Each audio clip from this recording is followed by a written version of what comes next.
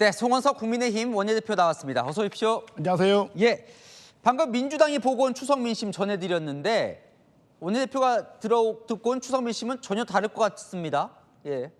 예, 지금 이번 추석 때 예. 저희들이 지역구에서도 많은 분들을 만나고 서울에서도 만나 뵀는데 예. 대부분이 다 부동산 문제를 말씀을 하시더라고요. 그래요. 좌파 정권만 들어서면 어설픈 부동산 정책 때문에 집값이 올라가지고 내 집 마련의 꿈은 사라져간다.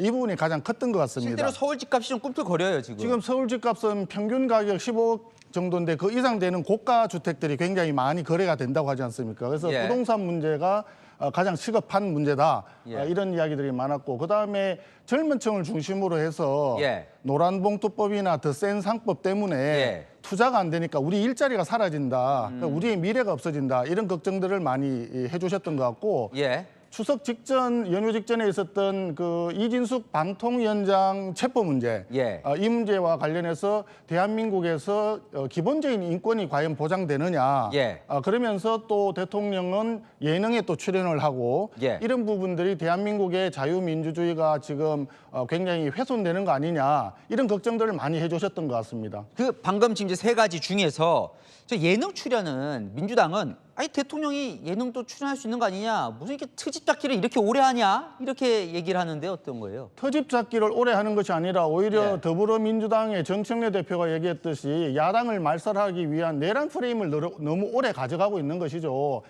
저희들은 대통령이 예능에도 나갈 수 있다고 생각을 합니다.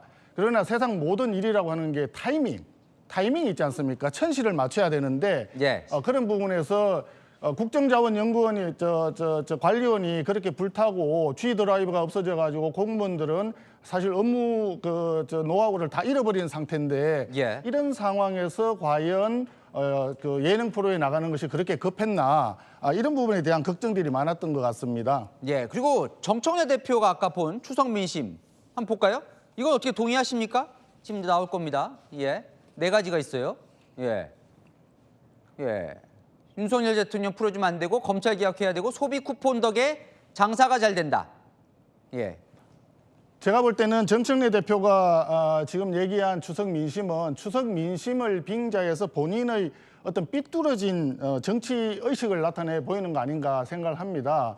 여러 가지 다 있는데 다 정치적인 이슈이고 한 가지만 경제 이슈인데 소비 쿠폰의 경우에 우리 당에서도 늘 얘기를 했죠. 소비 쿠폰을 풀면은 일시적으로 소비 증대 효과가 있다. 그러나 그것은 굉장히 제한적이고 장기적으로 경제를 살리려면 소비 쿠폰이 아니라 국가 전체 경제가 잘 돌아가도록 규제를 풀고 기업들이 경제하려는 마인드를 키워줘야 된다. 그렇게 얘기를 했죠.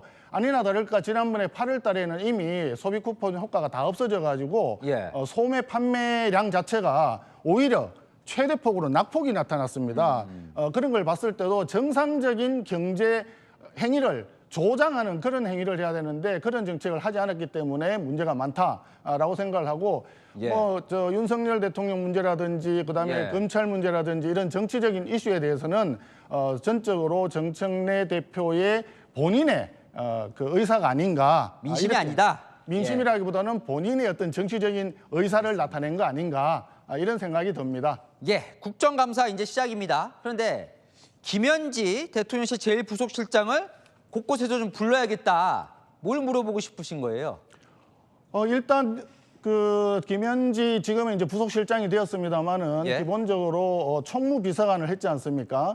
총무비서관의 업무라고 하는 것은 용산의 대통령실 내에 예산이라든지 인사라든지 이런 부분을 담당을 하는데 예. 사실은 국정농단에 가까운 월권을 했다라고 보여집니다. 강선우인가요? 그 여가부 장관 후보자. 예. 그 낙마를 통보했던 것도 김현지 비서관으로 알려져 있지 않습니까? 예. 그리고 개인적으로 성남의제 20일에서 수년 동안 함께 일했던 산림청장 김인호 산림청장을 청거했는 것도 김현지 비서관이다 이렇게 알려져 있습니다.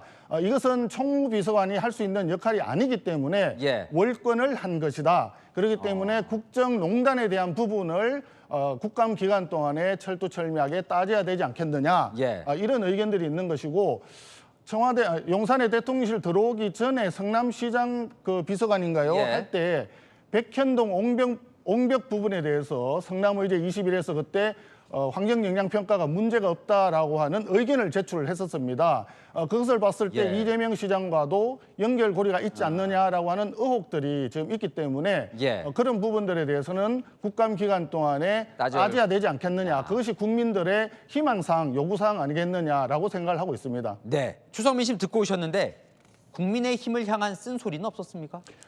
저희들을 향해서는 뭐 여러 가지 쓴소리가 있었는데 제발 싸우지 좀 말고 일 좀 열심히 해서 국민들 예. 편하게 하면 좋지 않겠느냐 하는 이야기가 있었습니다. 그래서 제가 저희들은 싸우고 싶지 않은데 예. 정청래 더불어민주당 대표께서 계속 싸우는 게 아니라 일방적으로 저희들을 때려서 예. 힘듭니다. 라고 하는 말씀들을 좀 나눴습니다. 지지율은 왜 안 올라요? 마지막 질문입니다, 이거. 지지율은 제가 볼 예. 때는 이렇습니다. 지금 허니문 기간이 아직까지도 진행되고 있기 때문에 당분간은 조금 어렵지 않겠느냐. 그렇지만 변화와 혁신을 저희들이 해서 예. 국민의 신뢰를 얻기 위한 노력을 계속해 나간다면 다시 한번 저희들이 원내 제1당으로 올라설 수 있다. 이런 희망을 가지고 있습니다.